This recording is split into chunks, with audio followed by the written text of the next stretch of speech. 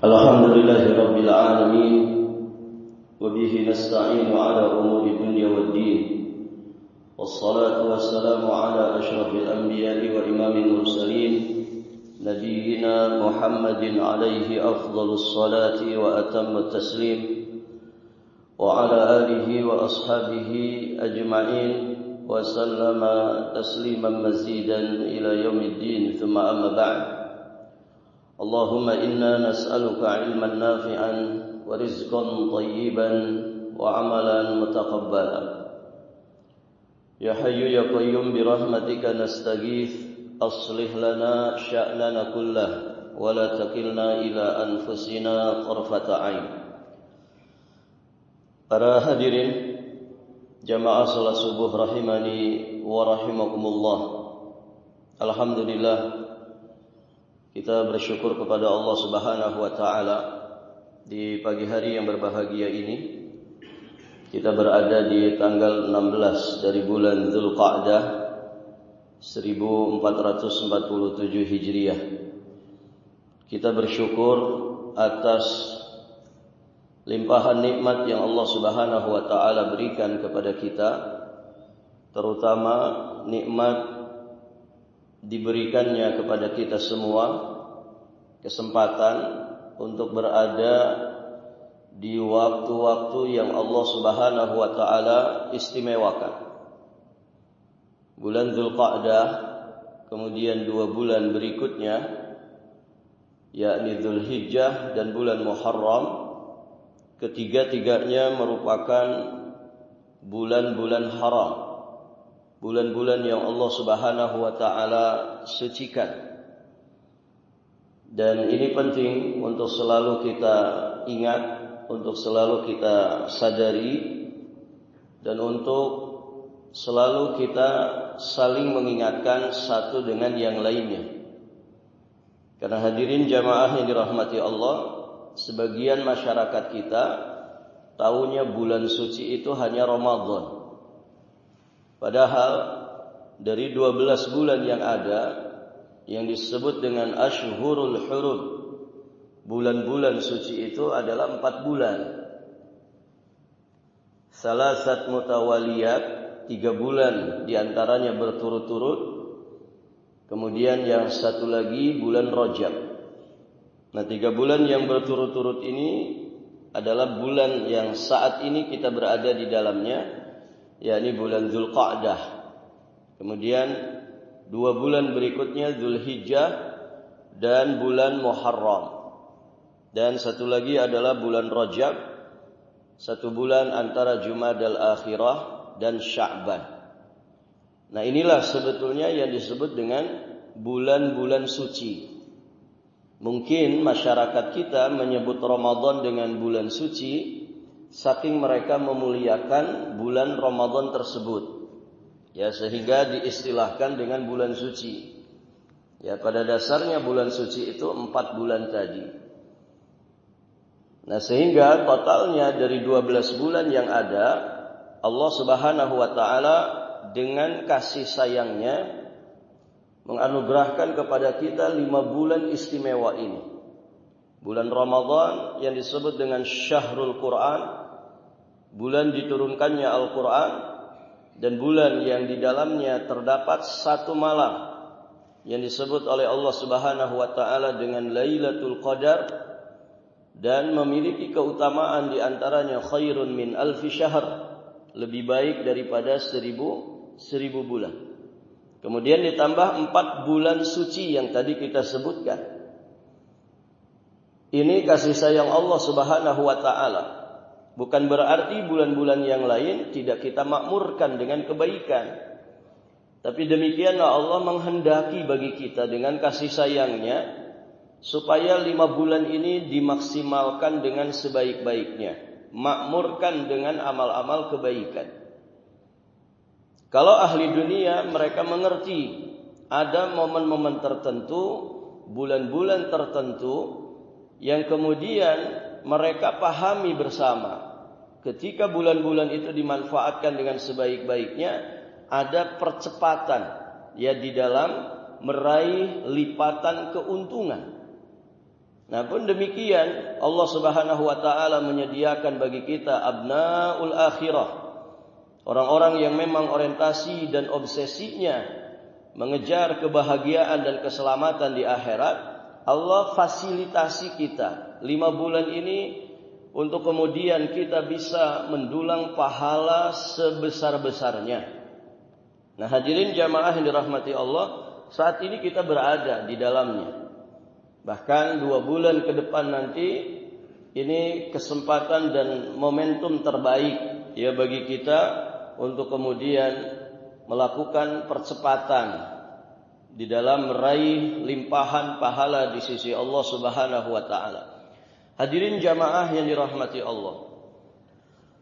Tentu panjang sekali ya pembahasan ketika kita membahas masing-masing dari bulan-bulan suci ini untuk kita keluarkan fadilah-fadilahnya sesuai dengan apa yang telah disampaikan oleh Allah Subhanahu wa taala dan Rasulnya. Maka hadirin jamaah yang dirahmati Allah, sedikit kita mengingat kembali terkait dengan keutamaan dan keberkahan daripada bulan Dzulhijjah. Dari mulai Syawal kemarin, Dzulqa'dah, Dzulhijjah, ketiga-tiganya juga memiliki keistimewaan tersendiri yang disebut dengan Ashhurul Hajj, bulan-bulan haji, ya di mana kaum muslimin yang diberi kesempatan, diberi rezeki untuk kemudian menunaikan ibadah haji, mereka mendapatkan istita'ah di dalam diri mereka untuk menunaikan ibadah tersebut, maka 3 bulan inilah ya bulan-bulan di mana mereka melaksanakan rukun Islam yang kelima ini. Nah, kita fokuskan pembicaraan kita terkait dengan keberkahan dan keistimewaan dari bulan Dzulhijjah. Hadirin jamaah dirahmati Allah, membahas keistimewaan bulan ini ya sejatinya tidak cukup satu pertemuan. Maka ya kita ambil sebagian darinya. Ya sebagaimana para ulama menjelaskan, ma la yu'khadhu kulluh la yutraku julluh. Apa yang tidak bisa diambil semuanya jangan ditinggalkan semuanya. Maka dalam waktu yang singkat ini sedikit kita murajaah kembali, sedikit kita mengulang kembali apa yang dijelaskan oleh Allah dan Rasulnya terkait dengan keistimewaan bulan Dzulhijjah. Jadi nanti poin-poin pembahasannya ada keistimewaan dan keutamaan Dzulhijjah secara umum. Kemudian hadirin jamaah yang dirahmati Allah, keistimewaan dan keutamaan 10 pertama Ayyamul Ashr, 10 pertama dari bulan Dzulhijjah. Itu ada pembahasan tersendiri.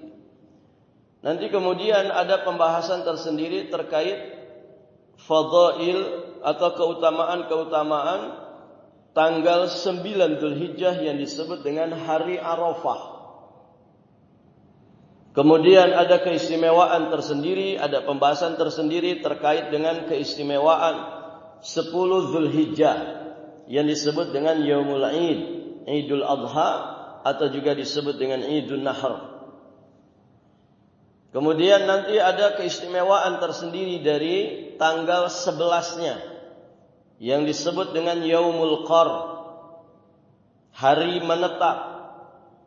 Nanti ada topik pembahasan tentang Ayyamut Tasyrik, keutamaan dan keistimewaan hari-hari tasyrik, ya dari tanggal 11 sampai tanggal 13 dan demikian seterusnya. Nah, hadirin jamaah yang dirahmati Allah, dari sini kita memahami bahwa Dzulhijjah itu secara keseluruhan dari awal bulannya sampai akhir bulannya merupakan bulan yang mulia, bulan yang Allah Subhanahu wa taala haramkan, bulan yang Allah Subhanahu wa taala sucikan. Ya sebagaimana firman-Nya di surat At-Taubah ayat 36 yang kemudian dikuatkan oleh hadis Nabi sallallahu alaihi wasallam riwayat Imam Al-Bukhari dan juga Imam Muslim, di mana Nabi merincikan 4 bulan yang dimaksud di surat At-Taubah ayat 36 itu. Dan tadi sudah kita jelaskan di awal. Maka hadirin jamaah yang dirahmati Allah, berarti kalau bulan-bulan ini istimewa, bulan Dzulhijjah ini bulan yang Allah Subhanahu wa taala sucikan, maka jelas apa yang kita amalkan di dalamnya dari amal-amal saleh akan dilipat gandakan di sisi Allah Subhanahu wa taala. Pun demikian yang harus kita perhatikan, ya sebagaimana petunjuk dari Allah, fala tadlimu fihinna anfusakum. Jangan kalian zalimi diri-diri kalian di bulan-bulan suci tersebut.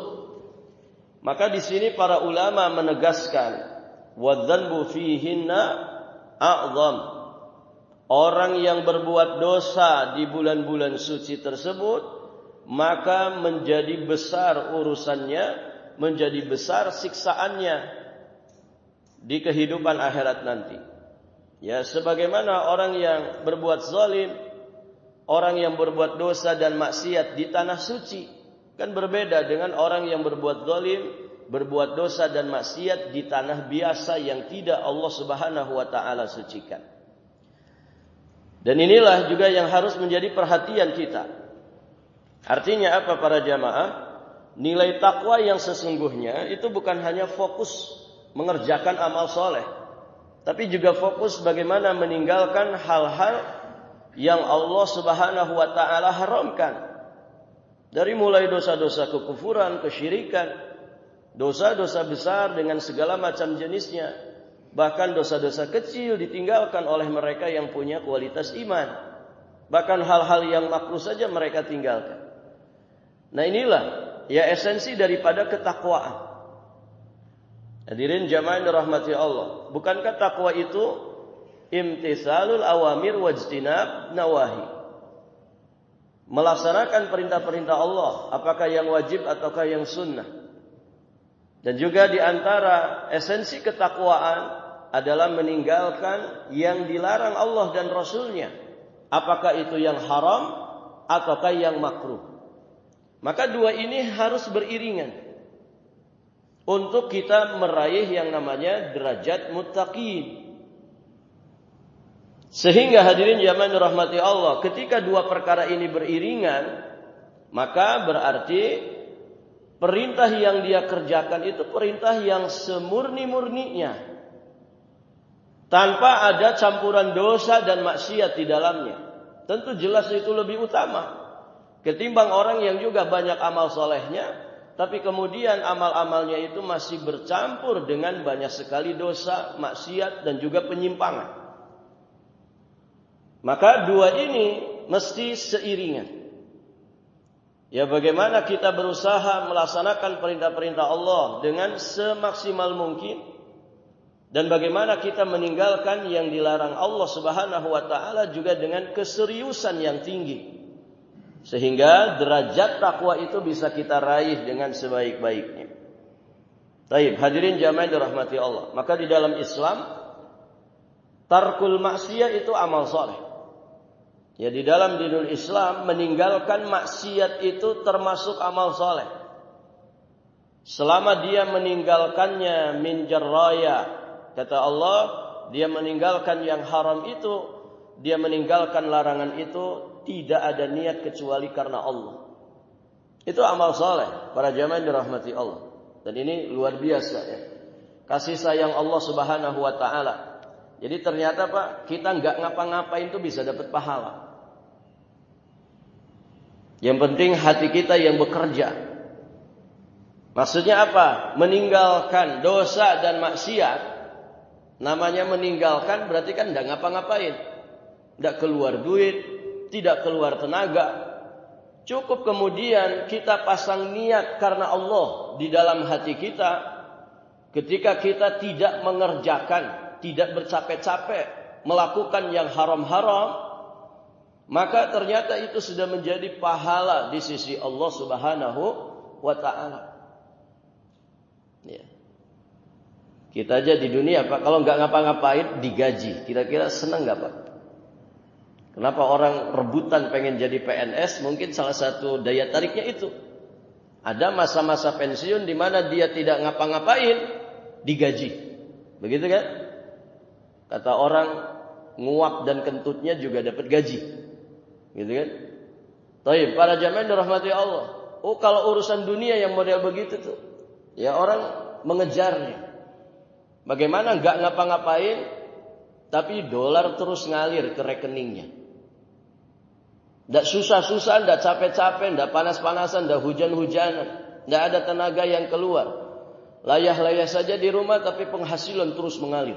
Orang bilang passive income. Taib, hadirin jamaah yang dirahmati Allah. Nah, dalam Islam sejatinya kita diajarkan begitu. Nggak ngapa-ngapain bisa dapat pahala. Hanya kemudian mempekerjakan hati kita. Nah, itulah namanya tarkul maksiyah. Meninggalkan maksiat. Meninggalkan maksiat itu berarti para jamaah yang dirahmati Allah, tinggal bekerja hati kita. Kenapa? Karena di situ ada dorongan nafsu. Nafsu itu para jamaah menyeret kita kepada yang buruk-buruk.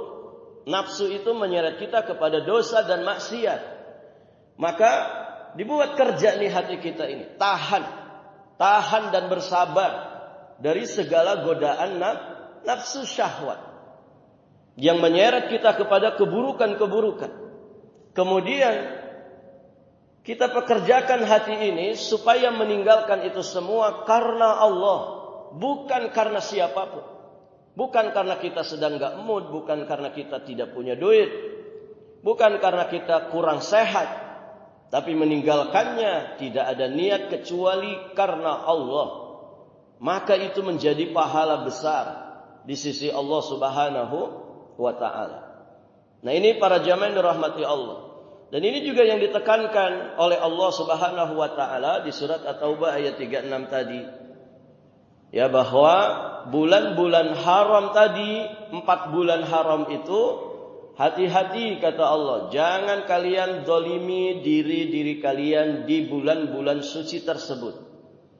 Ini menunjukkan penekanan yang juga sama dengan penekanan bagaimana kita ini didorong untuk memakmurkan bulan-bulan suci itu dengan sebaik-baik amal. Allah tekankan juga bagaimana kita pun serius sungguh-sungguh di dalam meninggalkan dosa dan maksiat di bulan-bulan suci tersebut. Baik, hadirin jamaah yang dirahmati Allah. Dari bulan Dzulhijjah secara keseluruhan ini, maka yang paling istimewanya adalah 10 hari pertamanya. 10 hari pertamanya. Atau bisa dikatakan dari tanggal 1 sampai akhir daripada hari tasyrik. Maka hitungannya ya 10 pertama. Karena 3 hari diambil dari 10 kedua. Tapi diungkapkan dengan 10 pertama Dzulhijjah. Dari 30 hari atau 29 hari 1 bulan Dzulhijjah itu, maka jangan sia-siakan 10 pertamanya. Seluruh waktu dari 10 pertama Dzulhijjah ini sangat-sangat istimewa. Hadirin jamaah yang dirahmati Allah. Baik itu malam harinya ataupun siang harinya. Walaupun untuk malam harinya, maka 10 terakhir Ramadan itu lebih istimewa daripada 10 pertama dari bulan Dzulhijjah. Kenapa 10 terakhir Ramadan lebih istimewa malam harinya daripada 10 pertama Dzulhijjah? Kata para ulama, karena di 10 terakhir Ramadan ada 1 malam yang disebut dengan Lailatul Qadar. Baik, hadirin jamaah yang dirahmati Allah. Adapun secara umum 10 pertama Dzulhijjah itu dikatakan sebagai afdalu ayyamid dunya. Afdalu ayyamid dunya. Seutama-utamanya hari yang ada di dunia ini. Kenapa? Karena kalau Ramadan itu malamnya saja 10 terakhir. Tapi kalau Dzulhijjah, 10 pertama Dzulhijjah itu meliputi malam dan siangnya. Hadirin jamaah yang dirahmati Allah. Dari sisi mana kita bisa mengetahui keistimewaan itu? Pertama, Allah mengkhususkan perintah supaya kita banyak berzikir itu di 10 pertama Dzulhijjah. Ketika ada perintah khusus untuk banyak-banyak berzikir di 10 pertama Dzulhijjah, maka tahulah kita bahwa 10 Dzulhijjah ini memang istimewa.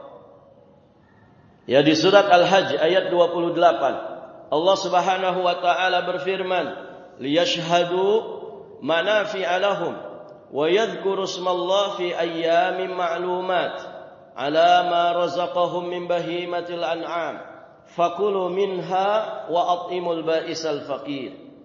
Supaya mereka menyaksikan berbagai manfaat bagi mereka dan supaya mereka menyebut nama Allah pada hari yang telah ditentukan atas rezeki yang Allah berikan kepada mereka berupa binatang ternak. Nah, di sini poinnya.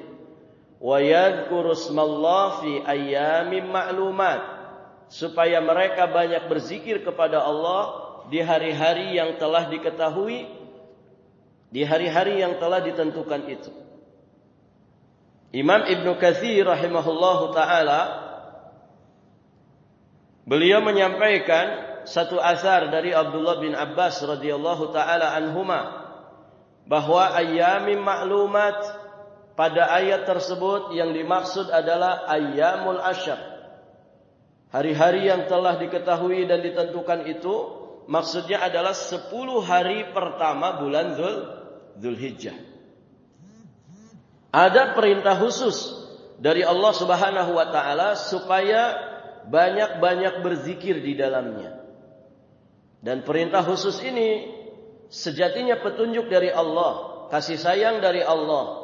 Allah tidak hanya mengabarkan, mengiklankan kepada manusia tentang keistimewaan dari 10 pertama Dzulhijjah ini, tapi juga Allah memberikan kaifiat. Allah mengajarkan kepada kita tata cara apa yang semestinya kita amalkan di 10 pertama Dzulhijjah ini. Cara memakmurkan hari-hari tersebut itu bagaimana? Nah, Allah kasih tahu di sini. Salah satunya adalah banyak-banyak berzikir kepada Allah. Makanya nanti ada amalan yang disebut dengan takbiran. Takbiran Idul Adha itu dari kapan, Pak? Kita mulai takbiran untuk Idul Adha. Dari kapan mulainya? Kalau Idul Fitri kan setelah terbenam matahari akhir Ramadan, masuk malam 1 Syawal, terbenam matahari, sudah ada anjuran untuk takbiran. Berakhirnya kapan? Berakhirnya ketika khatib berdiri untuk menyampaikan khutbah Idul Fitri. Sudah sampai di situ saja anjurannya. Aslinya begitu dalam sunnah Nabi. Cuman orang kita ini kan memang lebih senang Idul Fitri daripada Idul Adha. Kadang di sebagian daerah itu 10 Syawal, Pak, masih takbiran. Bukan tidak boleh zikirnya, bukan itunya. Tapi takbiran dengan lafaz takbiran untuk Idul Fitri itu durasinya dari terbenamnya matahari di akhir Ramadan yang disebut dengan malam takbiran oleh orang kita sampai imam berdiri menyampaikan khutbah. Anjurannya sampai di situ saja. Artinya durasinya enggak terlalu panjang. Tapi kalau Idul Adha mulainya kapan? Idul Adha dari tanggal 1 Dzulhijjah. Sudah ada anjuran untuk melafalkan takbir. Takbiran, orang kita menyebut takbiran. Allahu Akbar, Allahu Akbar. La ilaha illallah wallahu akbar, Allahu akbar, walillahil hamd. Dari tanggal 1 sudah mulai dianjurkan, diperbanyak takbiran itu. Nanti ditekankan lagi ketika masuk Yaum Arafah. Di hari Arafah itu ditekankan lagi. Bahkan hadirin jamaah dirahmati Allah, ada istilah takbiran muqayyad, takbir muqayyad. Takbir muqayyad ini takbir yang dibaca atau diamalkan ba'da kulli sholatil fardhah. Ya, setiap selesai salat fardu 5 waktu. Itu mulainya dari hari Arafah. Dari hari Arafah. Nah, misalkan gini. Maghrib nanti sudah masuk. Ya, sudah masuk malam Arafah tanggal 9. Maka imam masjid boleh mengingatkan, kita takbiran, karena ada anjurannya. Selesai salat subuh takbiran, nanti selesai salat zuhur takbiran, selesai salat asar takbiran, selesai salat maghrib isya takbiran. Nanti masuk 10 Zulhijjahnya juga sama. Berakhir sampai ba'da asar, di akhir hari tasyrik. Karena kalau sudah masuk maghrib berarti masuk tanggal 14. Berarti takbiran muqayyadnya sampai asar dari penghujung hari tasyrik. Berarti kalau di total 13 hari yang sangat ditekankan dari tanggal 9 sampai akhir hari tasyrik. Berarti sekitar 4 hari, 9, 10, 11. 5 hari para jamaah yang dirahmati Allah. Artinya sejatinya Idul Adha itu lebih meriah harusnya daripada Idul Fitri. Namun apa yang terjadi para jamaah? Apa yang terjadi di masyarakat kita? Mana yang lebih meriah? Idul Fitri atau Idul Adha? Idul Fitri, kan begitu. Idul Fitri di kita ini. Artinya apa? Ini keutamaan Zulhijjah ini harus disyiarkan. Harus diiklankan terus. Harus dipiralkan. Supaya apa? Supaya kaum muslimin tidak hanya memuliakan dan memeriahkan Idul Fitri saja. Tapi bagaimana juga memeriahkan, memuliakan dan mengagungkan yang namanya Idul Adha. Imam Ibn Rajab Al-Hambali alaihi rahmatullah, beliau mengatakan Idun Nahri huwa akbarul idain wa afdaluhuma. Bahwa hari raya Idul Adha adalah hari raya yang terbesar, hari raya yang paling mulia dari 2 hari raya yang ada bagi kaum muslim. Kenapa para jamaah? Kenapa Idul Adha itu akbarul idain, hari raya yang paling besar dan hari raya yang paling utama dari 2 hari raya kaum muslimin? Kenapa? Ada apa di Idul Adha? Nah, ini yang harus dipahami. Sebagian masyarakat kita itu ya begitu. Kadang Idul Adha itu kayak hari-hari biasa saja. Tapi kalau Idul Fitri meriah sekali. Ya. Tadi ya 10 Syawal saja kalau ketemu orang, kita belum lebaran. Padahal 10 Syawal. Hadirin jamaah yang dirahmati Allah. Kenapa bisa lebih besar dan lebih utama Idul Adha itu? Para ulama menegaskan, hadirin jamaah yang dirahmati Allah, kenapa Idul Adha itu lebih utama? Karena kata Imam Ibn Hajar Al-Asqalani rahimahullahu ta'ala di dalam kitabnya Fathul Bari, beliau menyampaikan, walladhi yadhhar anna sababa fi imtiyazi ashri Dzulhijjah lima kana ijtima' ummahat al-ibadah fihi. Tampaknya sebab yang menjadikan istimewanya 10 pertama Dzulhijjah adalah karena padanya, pada 10 pertama Dzulhijjah ini terkumpul ibadah-ibadah indung-indung ibadah, induk-induk besar dari ibadah yang ada, itu semuanya kumpul di Dzulhijjah. Mulai dari puasanya, mulai dari sedekahnya, mulai dari hajinya, mulai dari ibadah kurbannya, mengalirkan darah binatang yang menjadi syiar Islam dan juga kaum muslimin. Semua kumpul, termasuk zikirnya. Semua kumpul di 10 pertama Dzulhijjah. Puncak-puncaknya di 10 Dzulhijjah dan 3 hari tasyrik itu. Di situ juga puncaknya ibadah haji 9, 10 sampai akhir daripada hari tasyrik. Hadirin jamaah yang dirahmati Allah. Nah, itu yang kemudian menjadikan Dzulhijjah itu sejatinya lebih besar, lebih utama daripada Idul Fitri. Dan kita sebagai orang tua ya punya kewajiban untuk menyampaikan ini kepada keluarga kita. Ini jangan dianggap biasa Dzulhijjah itu. Jangan dianggap biasa. Ini hari-hari istimewa, hari-hari luar biasa. Yang kalau kita manfaatkan dengan sebaik-baiknya, kita bisa meraih percepatan limpahan pahala.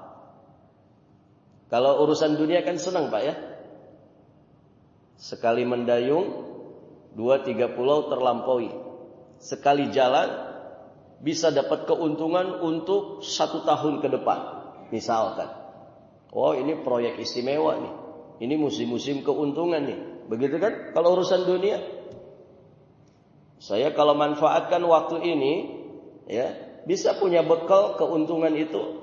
Bisa buat bekal 1 tahun ke depan, ya, 2 tahun ke depan, bahkan bisa berlipat-lipat lagi kan begitu.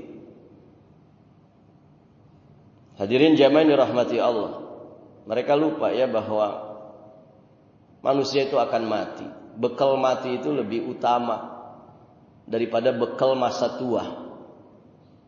Orang kan mikirnya gimana masa tua saya bahagia, jadi kan? Mereka lupa umur kita itu bisa tidak sampai masa tua. Maka sebetulnya yang utama itu bekal mati, bukan bekal masa tua. Hadirin jamaah yang dirahmati Allah. Banyak orang ngoyo terhadap dunia karena mungkin begitu. Ustaz buat bekal masa tua supaya saya nggak nyusahin anak-anak. Kalau bisa saya juga sudah mempetakkan anak-anak. Rumah di sana untuk anak pertama saya, rumah di sebelah sono buat anak kedua. Saya nggak mau mereka nanti sengsara. Padahal anak itu sebelum lahir saja sudah dijamin rezekinya. Dan dia tidak akan mati kalau belum sempurna rezeki itu diberikan kepadanya yang menjadi jatah rezeki. Yang justru kita khawatirkan tuh Pak, bekal mati ini apa? Kan begitu. Dan Masya Allah memang dunia itu selalu memiliki daya tarik yang lebih besar. Karena sifatnya hisiah, indrawi. Tapi kalau pahala di akhirat, ini fadilah-fadilah amal begini kan, sifatnya kan maknawiyah, sifatnya itu yakiniyah. Itu terkait urusan keyakinan. Makanya harusnya kemudian lebih sering disampaikan. Dunia itu nggak usah dijelasin aja, orang sudah terpapar para jamaah. Pengajian kita bulan lalu kan itu. Dunia itu nggak diiklanin saja, orang sudah terpapar banyak. Orang ngiklanin dunia itu hari-hari. Jangankan dunia Pak, ngiklanin maksiat hari-hari. Saya pernah lihat iklan santet itu.